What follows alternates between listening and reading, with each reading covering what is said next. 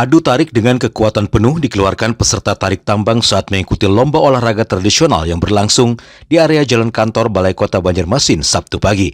Selain diikuti masyarakat sekitar, beberapa SKPD di lingkup Pemko Banjarmasin juga ikut ambil bagian dalam kegiatan ini.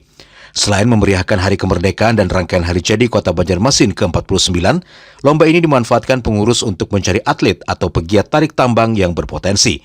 Terlebih saat ini tarik tambang sangat minim perhatian oleh Persatuan Olahraga Tradisional Indonesia atau Portina Kalsel yang menaungi induk olahraga tersebut.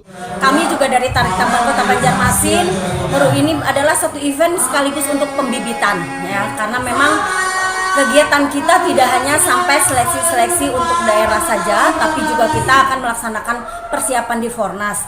Jadi ini adalah event di mana kita pun dapat mencari bibit-bibit unggul untuk tarik tambang, karena event nasional sendiri dibutuhkan sekali berat badan yang lebih dari 90 kilo.